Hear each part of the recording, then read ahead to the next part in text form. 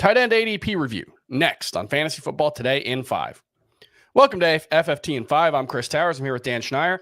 We're taking a look at some ADP risers and fallers at the tight end position. And the first thing you need to know, right now what we're seeing over the last, I'm comparing the first 10 days of August to the last 10 days of August in NFFC drafts, because you can sort by date there. And tight end prices are kind of falling across the board a little bit. Not too much, but generally speaking, everyone's down a couple spots in the overall ADP. So, Dan, what we're going to do first is go through the top 12 in tight end ADP, and then I'm going to give you a couple of risers and only one notable faller so far, which is interesting relative to the rest of the position. But right now, the top 12, no surprises, really. Travis Kelce, Mark Andrews, TJ Hockenson, Darren Waller, George Kittle, Kyle Pitts, Dallas Goedert, Evan Ingram, Pat Freiermuth, David Njoku, Dalton Kincaid, and Dalton Schultz.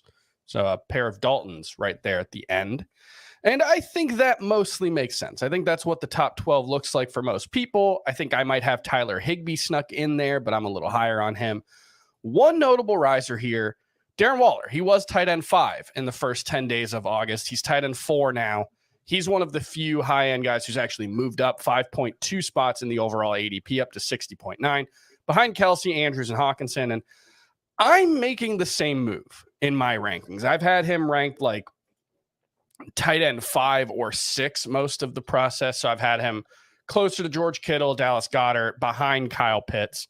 What I saw in the preseason usage, I'm going to move Darren Waller ahead of Kyle Pitts. Kyle Pitts actually came off the field a little more than I would have hoped in the couple of drives that Desmond Ridder played. So we saw that last season. He was something less than a 100% full-time player.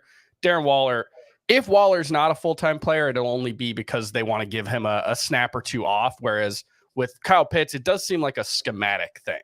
Like they want Michael Pruitt and Jonnu Smith on the field. So I'm going to make that move, put Darren Waller at 4. Is that where he belongs? I've had him at 3 the entire process. Okay.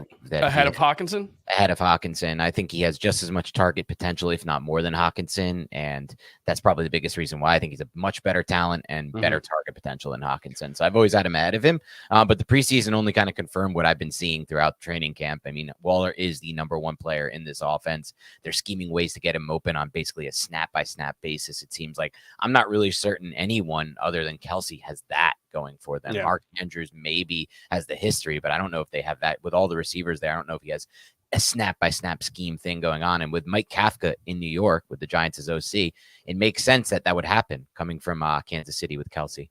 Yeah, I had Waller down for about 22% target share, but you know, in his time in Las Vegas, he'd been anywhere from last season it was more like 20%. Devontae Adams was there. Waller wasn't healthy most of the season, but he had been between 22 and 26% most of his years in Las Vegas. And I am going to bump him up a little bit more, maybe to 24%. And that makes him right there neck and neck with TJ Hockenson. I do think it's a bit of a floor versus ceiling thing, right? Hockenson, huge volume last year with Minnesota, not a big play guy, not really a big red zone guy, but should be a safe source of maybe 12-ish PPR points per game. Whereas Waller, I think he's a more volatile option, mostly because of his age. He's 31 and the injury history over the past couple seasons. But yeah, if you're shooting for upside at tight end, and that should generally be your goal if you're going for the position in the first 5 rounds, I think Waller over Hockenson makes sense. The other guy who's going up, and again, it's an upside play, is Dalton Kincaid, who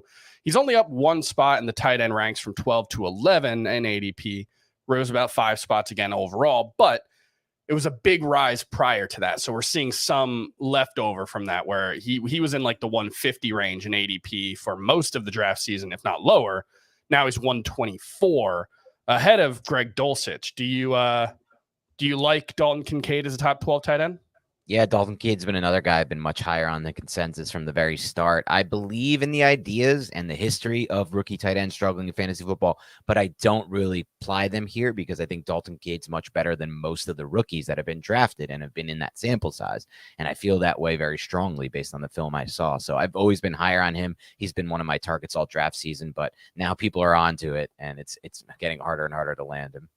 I believe he played every snap with Josh Allen in preseason week 2, but there was no Dawson Knox. So that's one thing to note is we still don't know exactly what that's going to look like, but he's clearly going to be on the field a lot in 2 tight end sets. And I would think in obvious passing situations, he'll probably be the guy in those 11 personnel. If you're taking Dalton Kincaid, do you pair him with another tight end? I do, and I pair him with another one of the biggest risers, and that's Luke Musgrave, the rookie tight end out of Green Bay. I mean, he's gotten every snap with Jordan Love in the first team offense. That kind of, and it's funny how far we've come as an industry, and even those just drafting who listen to the industry people, because back in the, I mean, he only has 21 yards and 3 catches this preseason, Musgrave, but the fact that he's played every snap with Love has really gotten people onto his scent, and that used to never happen. And I think it's smart because he's going to have that kind of snap volume, and he's a really good talent. All right, and then one big faller, Greg Dulcich, has gone from tight end 13 to tight end 17 in a dead heat, basically, with Detroit Lions rookie Sam Laporta. Let's talk about another rookie. Who would you rather have, Greg Dulcich or Sam Laporta? Laporta. I've completely fallen off on Dulcich. This is an issue. They traded for Adam Troutman. They're only going to put in Dulcich in certain snaps.